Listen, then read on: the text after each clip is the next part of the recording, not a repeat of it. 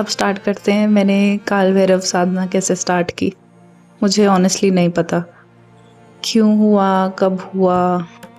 अब मैं when I look back, मतलब अभी मैं जैसे पीछे मुड़ के देखती हूँ, मुझे एग्जैक्टली बहुत, मैं ना उस वक्त स्पिरिचुअल कंटेंट कंज्यूम कर रही थी और I was just stepping into spirituality and मुझे नहीं पता था कि आप बहुत कुछ सुनते हो, पॉडकास्ट सुनते हो, बाबास को सुनते हो, सब कुछ होता है, बट आई विल नॉट से आई चोज हिम या मुझे उनसे कुछ चाहिए था भैरव बाबा से।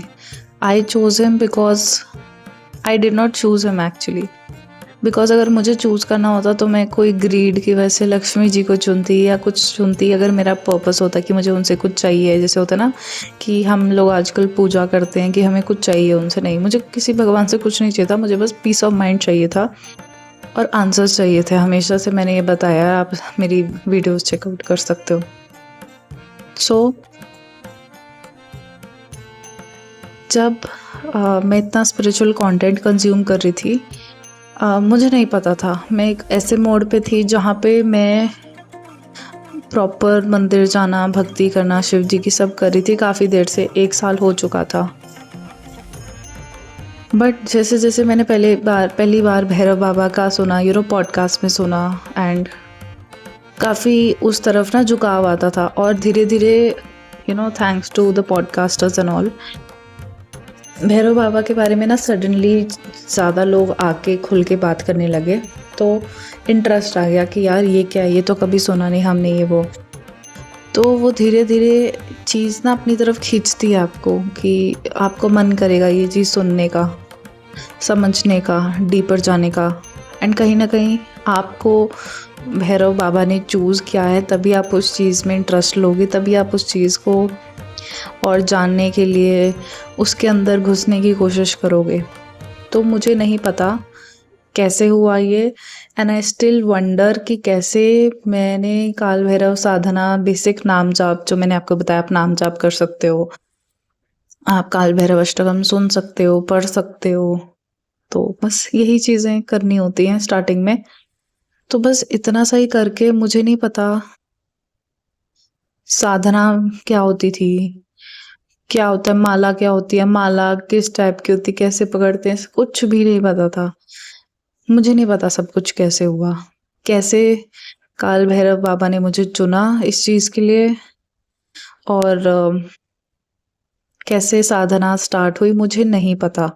और बट मैं ये ज़रूर जानती हूँ कि उस समय मेरा ऐसा था कि I had a lot of unprocessed anger, lot of unprocessed emotions, and I would say I was experiencing a lot of things जो मुझे नहीं पता, but it was more like गुस्सा, दबा हुआ गुस्सा and a lot of frustration, I would say. So it's आपके emotions है, आप उसको कहीं ना कहीं आउटलेट तो चाहिए होता है।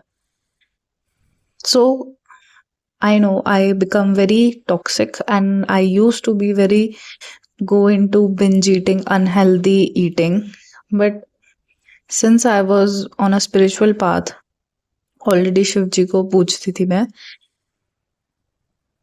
I chose, like I just had a thought in mind that whenever I'll feel this way where I have a lot of anger, frustration, life में कुछ समझ नहीं आ रहा है, काफ़ी चीज़ें होती हैं, I'll just pray to God। बस यही सोचा मैंने हमेशा, I'll just pray to God and this time will also pass। और जब आप प्रे करते हो ना, उसमें इतनी ताकत होती है कि जब आप उस वर्स्ट फेस में होते हो तो आपको लगता है दिस इज अनबेयरेबल, बहुत रोना, बहुत इमोशंस निकलते हैं। बट साधना, मतलब साधना, प्रेयर, कुछ भी कहना है, जब आप वो कॉन्टिन्यूटी में करते हो ना, and honestly I am not very good with discipline, ठीक है, मेरे को डिसिप्लिन का डी भी नहीं आता, बट साधना में डिसिप्लिन लाओगे, मुझे नहीं पता मेरे अंदर वो डिसिप्लिन कहाँ से आया, but I had no outlet for my emotions to go other than praying to God. And हम यही तो करते हैं, हम भगवान को प्रे करते जब हमें कुछ नहीं समझ आ रहा होता। So it was an outlet for me to pray to God. And I would say कि जब मुश्किल समय आता है हम लोग तभी भगवान को याद करते हैं, बट साधना करते रहो, अगर एक बारी शुरू होगी कभी छोड़ना मत बीच में। और वो मुश्किल समय बहुत मुश्किल था मेरे लिए, इमोशनली, मेंटली, फिजिकली, ओवरऑल। तो इसलिए मुझे नहीं पता, शायद I think that was divine's plan to make me go through so much of unprocessed emotions, feelings, mentally, physically, because उसी वजह से वो सब होता, तभी मैं शायद भगवान के करीब आती एंड मे बी काल भैरव को जान पाती। Because somewhere I relate it now that the unprocessed emotions I had of anger, and somewhere Kal Bhairav is also someone who has a lot of anger towards adharma जब भी कुछ गलत होता है।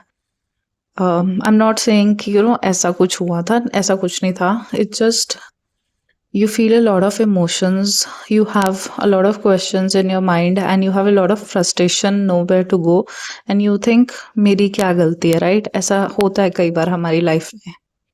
So I think that is God's plan, and I am really thankful for whatever happens that brings me closer to God. मतलब अगर कोई situation, कोई इंसान या मैं खुद अपने रास्ते में आ रही हूँ, so it's better that even if those things are happening with me, that is pushing me closer to God, because a lot of my life has been all about people pleasing, but the actual shift happened is कि मेरे लिए अब लोग secondary हैं, but my relationship with God has become my priority and centre of life.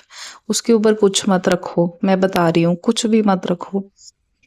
And somewhere sadhana jo the main topic, I'm coming back, I'm telling how it started.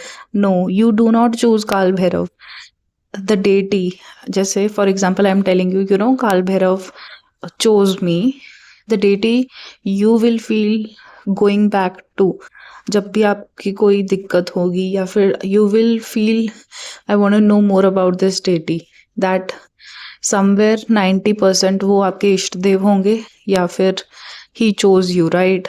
And the deity that chooses you is someone you would aspire to become, because जिसकी आप साधना करते हो, जिस form की आप साधना करते हो, आपको वो क्वालिटीज एक्वायर करने की ज़रूरत है।